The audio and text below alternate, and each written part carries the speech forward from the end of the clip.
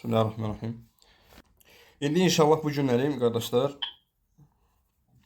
vaxtımız çatan qədər deməli təharətdə məkruh olan, sünnə olan və haram olan şeylərdən danışacağıq Allah Taala'nın izni ilə. Birincisi odur ki, müəllif rahimehullah deyir ki, el-istiqbalul qiblə və istidbaruha halə qada'il hacə. Önünü və yaxud da ki, arxasını insanın qibləyə tərəf çevirməsinin yəni bunun hökmü barədə danışır. Hansı ki insan öz ehtiyacını ödəyərkən. Buyurur ki, la yacuzu istiqbalul qibləti və la istidbaruha. İnsanın önünü və yaxud da ki arxasını qibləyə tərəf çöndərməsi icazəli deyil. İstər səhrada olsun, yəni açıq, səhrada burada qəsd odur ki, yəni insan açıq bir ərazidə olsun və yaxud da ki bağlı yerlərdə olsun, binalarda və s. Buna dəlil olaraq Əbu Ayyub Əl-Ənsari radiyallahu anhun zikr elədiyi hədisdir. Allah Nəbisi sallallahu aleyhi ve sellem buyurur ki, İzə əteytumul qaita fələ təstəqbilul qiblətə və lə təstədbiruhə və ləkin şərriqu əv qarribu. Sizdən biriniz ayaq yoluna gəldiyi zaman önünü və yaxud da ki arxasını qibləyə tərəf söndərməsin. Lakin önünü və arxasını şərqə və yaxud da qərbə tərəf çöndərsin. Və Əbu Əyyub radiyallahu anhu deyir ki, فَقَدِمْنَا الشَّامَ فَوَجَدْنَا مَرَاحِيضَ قَدْ بُنِيَتْ نَحْوَ الْكَعْبَةِ. Deyir ki, biz deyir Şam'a gəldiyimiz zaman Əbu Əyyub Əl-Ənsari həmən bu hədisi rəvayət edən ravi deyir ki, sahabə, biz deyir Şam'a gəldiyimiz zaman gördük ki, buradakı ayaq yollar Kəbə tərəfə, üzü Kəbə tərəfə istiqamətinə tikilib. Fənənhərifu anhə və nəstəğfirullahə.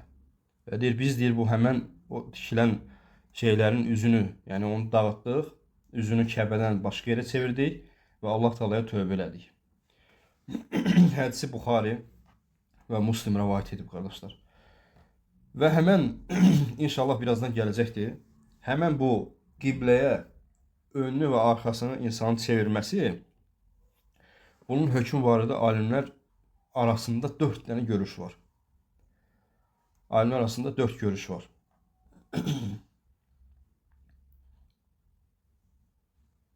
Və burada deməli müəllif rahimehullahın birinci yazdığını oxuyaq və ondan sonra həmən o 4 görüşü zikr edəcəm Allah Təala izinlə. Deyir ki, əmmə in kana fi bunyan. Amma binaya gəldikdə isə, yəni açıq yerdə yox, bağlı yerdə insan təharətə gedərsə, əv kana beynəhu və beynəl qiblə şeyun yesturuhu. Və yaxud da ki, insan məsəl üçün elə bir yerdədir ki, onunla arasında, Kəbənin arasında, qiblənin arasında nə var? Onu örtən bir şey var. Fələ bə'sə bidəlik və bundan deyir, heç bir eyb etməzdir insanın ön və arxasının Kəbəyə tərəf çönməsi. Hansı ki, İbn Ömər radiyallahu anhumənin hədisini gətirir ki, ənəhu rəə Rasulullah sallallahu aleyhi ve sellem. İbn Ömər radiyallahu anhu Allah Resulü sallallahu aleyhi ve sellem'i görür. Yəni evində yəni Allah Resulü sallallahu aleyhi ve sellem böyle eləyərkən görür. Mustaqbiləş-Şami mustadbiral-Kəbə. Üzü Şama tərəf, arxası isə Kəbəyə tərəf idi. Və bu hədisi də Buxari və Müslim rəvayət edib.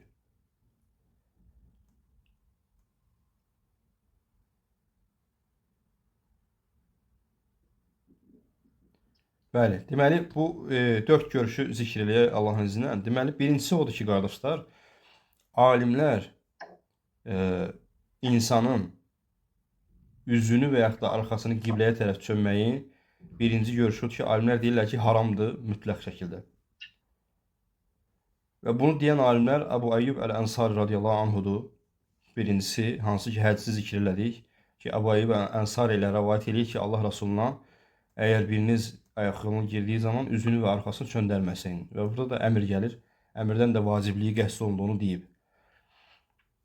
Və sonra İbn Həzm rahiməhullah, İbn Qayyim rahiməhullah. Mikrofonu bağlayın zəhmət olmasa, Hüsnü qardaş. İbn Həzm rahiməhullah, İbn Qayyim rahiməhullah və həmçinin İbn Teymiyyə rahiməhullah bu görüşü mənimsəyiblər ki, insanın üzünü və yaxud da arxasını qibləyə tərəf çöndərməsi mütləq şəkildə haramdır. İkinci görüş odur ki, mütləq şəkildə icazəli olması. Hansı ki, bu görüşü İbn Ömər radiyallahu anhu elə bayaq zikr etdiyimiz hədisdə Allah Resulü sallallahu aleyhi ve sellem bu halda görür. Ki Allah Resulü sallallahu aleyhi ve sellem arxası Kəbəyə tərəf öz ehtiyacını ödəyirdi.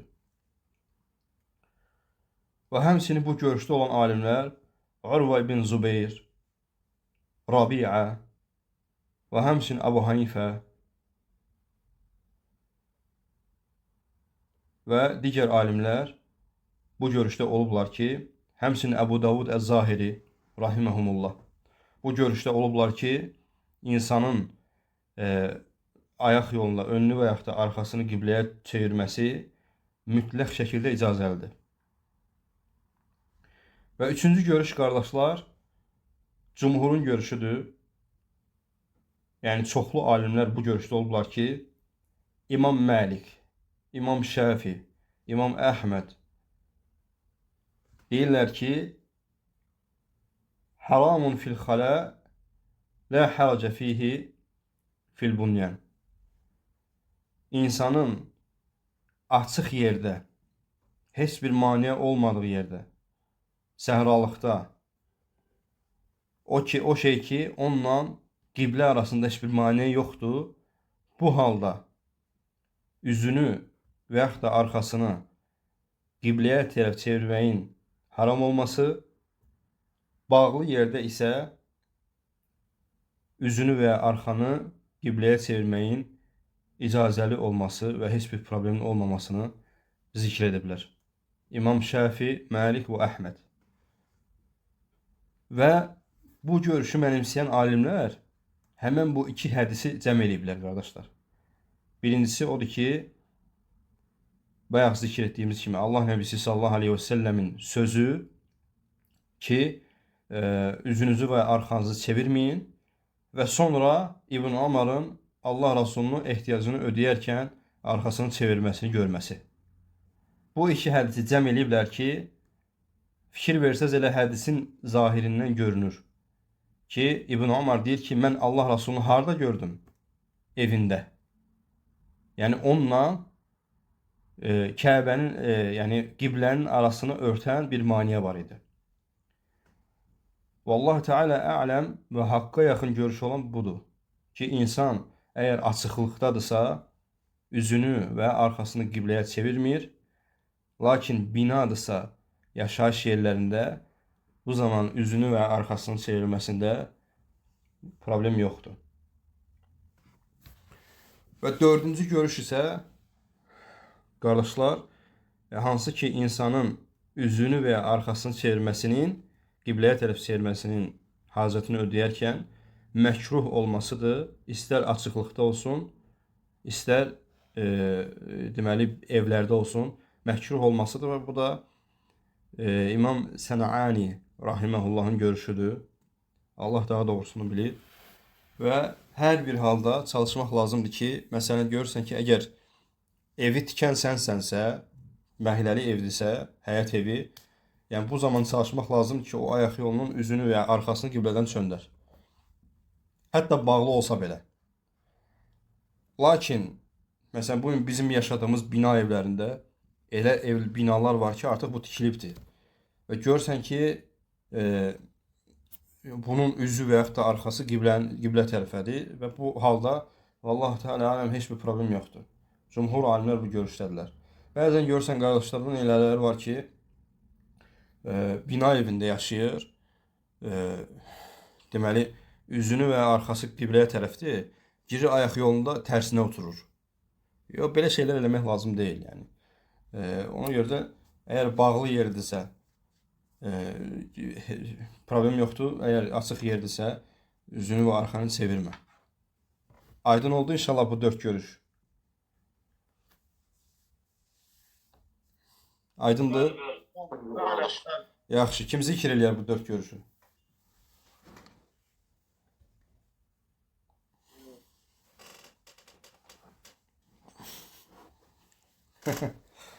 Kim diye? Deməli, Aha. Bismillah.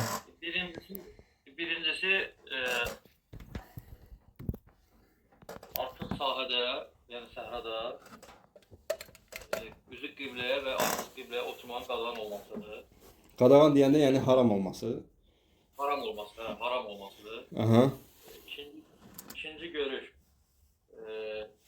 qabağında mane olarsa, Kəbə ilə onun arasında icazəli olmasıdır. Hı.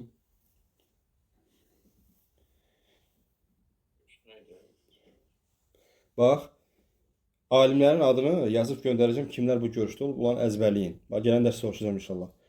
Amma ümumi olaraq, bax, konkret olaraq bu 4 şeyi yadınızda saxlayın. Birinci görüş, mütləq haramdır. Harda olursan ol, evdə və ya çöldə. İkincisi, mütləq icazəlidir. Evdə və ya da çöldə. Üçüncüsü, məsələdə təfsilat var. Evdə olar, çöldə olmaz. Dördüncüsü, məkruhdur. Evdə də, çöldə də. Tamam. Haram, icazəli, təfsilat.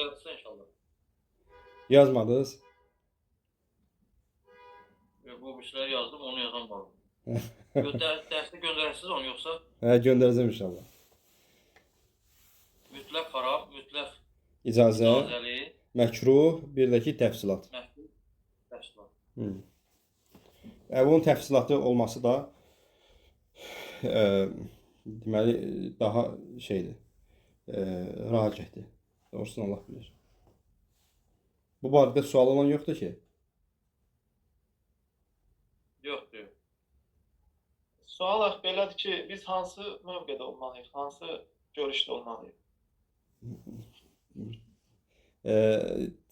Gözəl qardaşım, razı elə o deməkdir ki, yəni seçilən görüş odur ki, cümhurun görüşüdür. Evdəsənsə problem yoxdur. Üzün və arxada, yəni bağlayan bir şeyin içindəsənsə problem yox. Amma o ki, getdin məsəl üçün qardaşlarla çıxmısınız, Allah nəsib eləsin, Allah artırsın, bərəkət versin. Məsələn, çıxmısınız əqiq məclisidir və yaxud da ki, toydur. Qurbanı kəsmisiniz, oturmusunuz. Sən də məsəl üçün hacətini ödəmək vaxtıdır. Çıxdın, açıq yerdəsən, üzünü və arxanı çevirmirsən qibləyə. Aydın. Allah razı olsun. Əmin.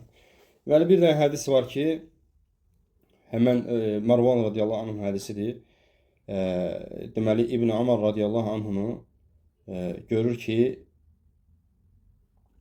İbn Ömər radiyallahu anh görür ki, müstəqbiləl qiblə, thumma cələsə yəbulu ileyhi. Yəni, İbn Ömər radiyallahu anhu üzünü qibləyə tərəf çöndərmiş halda Marwan radiyallahu anh deyir ki, mən gördüm ki, İbn Ömər üzünü qibləyə çevirmiş halda oturdu və öz hacətini ödədi. Və deyir, mən deyir, həmən İbn Ömərdən soruşdum ki, Əbu Abdurrahman, niyə görə sən nəhy olunduğu halda belə elədin? Fikir verin. İbn Ömər deyir ki, bələ, innəmə nuhiyə an hədə fil qada, əmmə izə kənə beynək və beynəl qiblə şeyun yəsturukə fələ bəs. Əgər deyir, bəlidir, əlbəttə, bu deyir, nəhy olunub. Əgər sən, bəyək qada dedim, fədadır burada. Yəni, fəda, yəni boş yerdəsənsə, yəni bu halda nəhy olunub. Amma sənlə qiblənin arasında örtən bir şey varsa, fələ bəs. Heç bir problem yoxdur.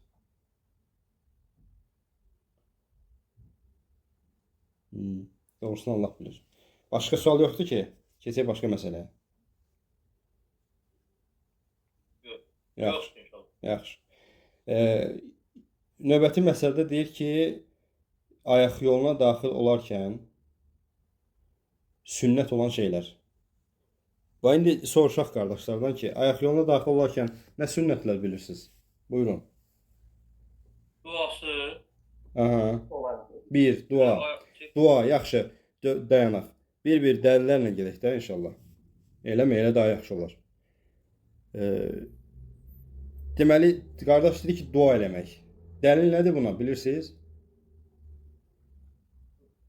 Giriş duası. Oxuduğumuz dua.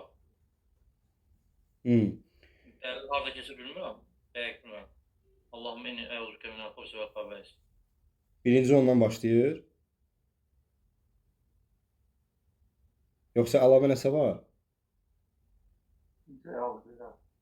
Sol ayaqla girmək. Yox, duada. Bismillah. Ay, sağ ol, əhsənt. Bismillah. Bismillah. Bismillah, Allahumma inni əuzu bikə minəl xubsi vəl xəbəith. Tərcüməsini kim deyər?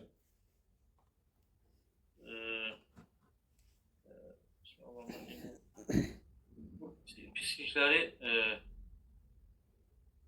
Yəni Allahın adı ilə Allahım sən sığınıram. Nədən? Xubus və xəbaith. Xubus və xəbaith nədir? Dişi və erkək cinlərdən. Və sonra deməli nədir? Sağ ayaqla girmək, sol ayaqla girmək, eləmi? Evet. Və çıxanda da sağla çıxmaq. Bəzi alimlər deyirlər ki, vallahi alim, İslam alimidir, dünyəvi alimidir, bunu bilmirəm. Lakin fayda kimi deyirlər ki, yəni insan solla girəndə, yəni ölüm insana gələndə arxaya yıxılması və qabağa yıxılması, doğrusunu Allah bilir. Yəni bu sadəcə deyilmiş bir şeydir. Həqiqətən elədirmi? Doğrusunu Allah bilir. Yaxşı, çıxanda nə deyirsən? Ğufranəkə. Bağışlama deyirsən. Bəli, əhsən.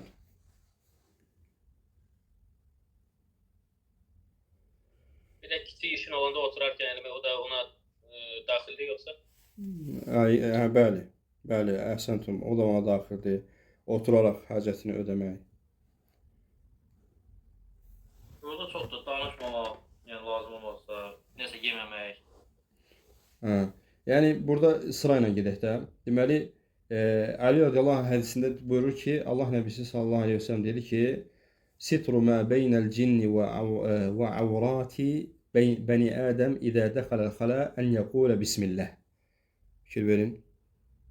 Deməli, İbn Macə, Tirmizi hədisi səhihləşdirən Şeyx Albani rahimehullahdır. Deyir ki, sizdən birinizdir. Yəni insanın Adəm oğlu ilə cinlərin övrətini, yəni insan övrətini və cinlərdən örtən nə deməkdir?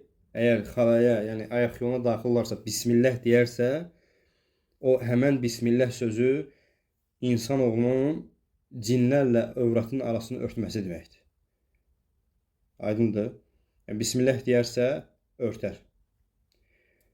Və Ənəs ibn Məlikin hədisində də Ənəs ibn Məlik radiyallahu anh deyir ki, Kənə Rasulullah sallallahu aleyhi ve sellem İdə dəxələ xalə qal Allahümmə inni əuzu bikə minəl xubsi vəl xəbəith. Və onu da Buxarı Müslim rəvayət edib. Yaxşı, deyir ki, İdə dəxələl xalə. Elə ki, deyir, ayaq yoluna daxil oldunuz, deyin ki, Allahümmə inni əuzu bikə minəl xubsi vəl xəbəith. Yaxşı, sual verirəm, qardaşlar. Allah Rasulü deyir ki, ayaq yoluna daxil olanda bunu deyin. Və müsəlman qalasında da, yox, orada başqa cür gəlir. Deyir ki, ayaq yoluna daxil olarkən belə deyin. Yaxşı, ayaq yoluna girəndən sonra deyək bunu, yoxsa çöldə? Yox, girməmiş. Dəlil nədir bunu?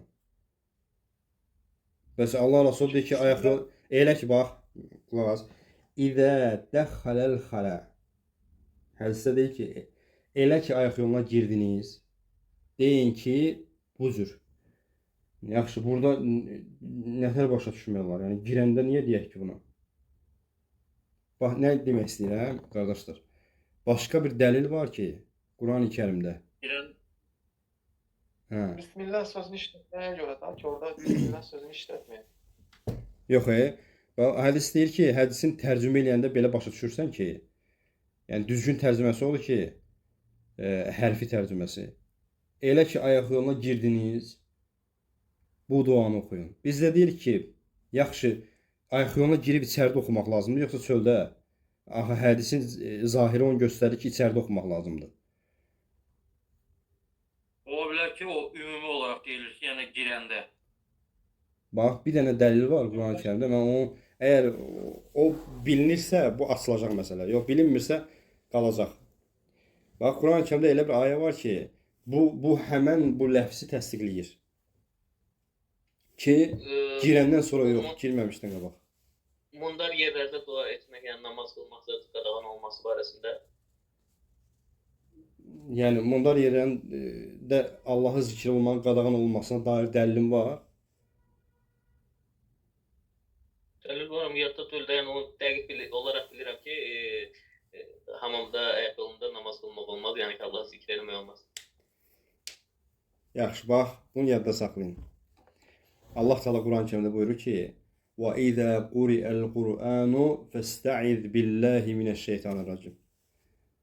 Elə ki, Qur'anı oxumağa başladınız. Bax, və izə quri'əl Qur'an. Fikir verin. Elə ki, Quran oxudunuz, şeytandan Allah'a sığının. İstiazə duası, düzdürmü? Əuzu billahi minəşşeytanirracim. Ayənin zahiri onu göstərir ki, Quran oxuyanda şeytandan Allah'a sığın.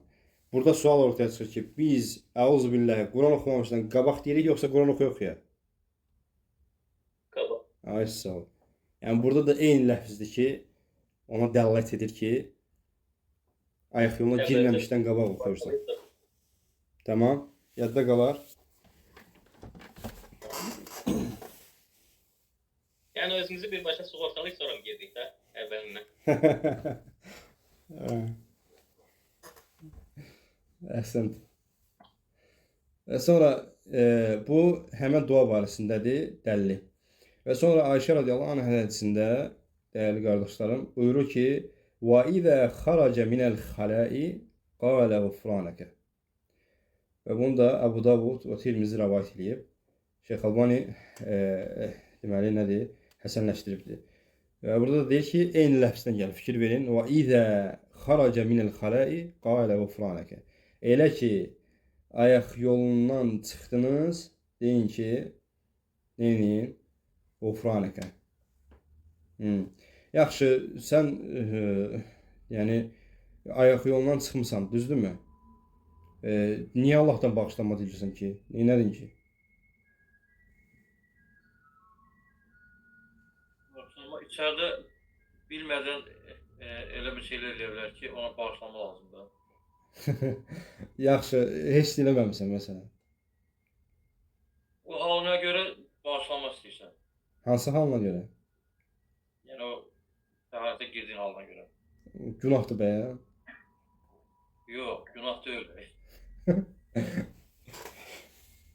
Yaxşı.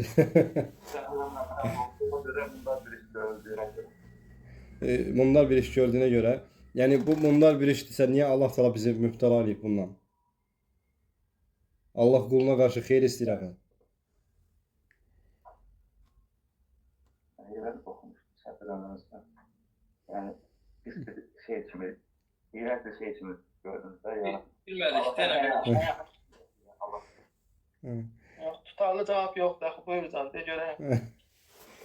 Baxın qardaşlar, alimlər bunu hikmət olaraq gətirirlər ki, hikmət olaraq fikir verin. Yəni subhanallah. O qədər zikirsiz saatlar, günlər keçirmişik ki, Allah bizi əfv eləsin. Və həmən o qada-ül həcə vaxtı, bayaq qardaş deyir ki, o həmən işi görəndə Allahı zikr etmək olmaz. Düz deyir əslində. Çünki o prosesdə Allahı zikr etmək ədəbdən deyil.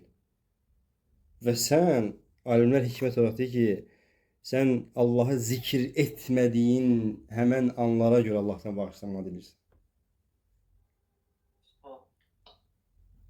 La ilahe illallah. Bizim nəinki həmən anlarımız bizim dəqiqələrimiz, saatlarımız ki, zikirsiz keçir qardaşlar. Ona görə biz durmadan ğufranəkə deyək, vallahi. Əstəğfirullah deyək. Aydındır. Aydın. Yaxşı. Bu barədə sualı olan var, bu sünnələr barədə. Yaxşı, yox. Bəzi növbəti məsələdə gəlir ki, bəzi hallar var ki, neçə dəqiqəmiz qalıb? 5 dəqiqə. Yaxşı. Bəzi hallar var ki, zikr olunur ki, insanın deməli ayaq yolunda haram olan şeylər var. Yəni o şeylərin icazə olmaması, hətta haram olması. Çünki ayaq yolunda məkruh olan şeylər də var. O da zikr olunacaq inşallah. Və haram olan şeylər də var. Ayət yolunda haram olan şeylər nədir? İnsanın deməli durğun suya və yaxud da ki axar suya insanın bövl etməsi. Yəni insanın suya bövl etməsidir. Hansı ki Cəbir ibn Abdullah radiyallahu anh'ın hədisində buyurur ki, Allah Nəbisi sallallahu aleyhi və səlləm nəhə anil bəvli fil mə'ir rakid. Və Allah Resulü sallallahu aleyhi və səlləm suya bövl etməyi haram etdi, qadağan etdi. Yəni buradakı sudan qəsd odur ki, yəni rakid deyəndə durğun sudan qəsd olunur. Məsələn, adi qabın içində su var, onun içinə insan bövl etməsi və yaxud da ki, hansısa insanların istifadə elədiyi sudur, o suyun içinə, quyunun içinə bövl etməsi və s. Buyur qardaş. Bu unitas sistemi hamı bilir də, yəni orada su həmişə qalır. Yox, axıb gedəndir də. Yəni bayaqları mən axıb gedənə etmək olar əslində, yəni çünki o təmizlənir də. Amma buradakı qəsd odur ki, bayaqları mən səhv elədim. Yəni oradakı rakid deyəndə durğun sudan qəsd olunur. Yəni o su durğundur, axmır. Axmayan suya bövl etmək icazəli deyil. Yəni haramdır. Və həmçinin və la yumsiku zəkarahu bi yeminihi və huve yebul. Və sağ əllə insanın öz cinsi üzvünü tutması da haramdır qardaşlar. Bövl edərkən sağ əllə tutmaq haramdır və həmçinin sağ əllə təmizləmək də haramdır. Hansı ki Allah Nəbisi sallallahu aleyhi və səlləm buyurur ki, İdə bələ əhadukum fələ yəxuzənnə zəkarahu bi yeminihi və la yəstənci bi yeminihi. Buyurur ki, Buxari və Müslimin rəvayət etdiyi hədisdə sizdən biriniz bövl etdiyi zaman sağ əli ilə cinsi üzvünü tutmasın və sağ əli ilə təmizlənməsin. Bəli. Və növbəti misal olaraq haram olan şeylərdən insanların istifadə elədiyi yolun ortasına və yaxud da yolun qırağına fərqi yoxdur. Yola bövl etməyin haram olması və yaxud da ki, insanların kölgələndiyi bir yerə, hansı ki, insanlar o ağacın altıdır, məsələn, kölgələnirlər və yaxud da başqa yer, ora bövl etmək haramdır. Və həmçinin ümumi bağlara, yəni insanların istirahət üçün nəzərdə tutulmuş bağçalar var ki, o bağçalara da həmçinin yəni bövl etməyin haram olmasıdır. Və su mənbələrinə, su quyularına və həmçinin ağaçların altına, yəni o meyvə verən ağaçlar ki var, o ağaçların altına bövl etmək icazəli deyil, haramdır. Yəni, Allah Nəbisi sallallahu aleyhi və səlləm buyurur ki, İttəqul mələ'inə, fikir verin, yəni 3 dənə mələ'inə thələthə, 3 lənətlənmiş şeydən uzaq olun. 3 lənətlənmiş şeydən uzaq olun. Onlardan birincisi əl-bərazə fil məvaridi. Yəni insanın o həmən su mənbələrinə bövl etməsi və qari'atid tariq, yolun ortasına bövl etməsi və zilli və həmçinin kölgələrə bövl etməsi. Fikir verin, bu 3 bövl lənətlənmiş olaraq zikr olunubdur Allah Resulü sallallahu aleyhi ve sellem.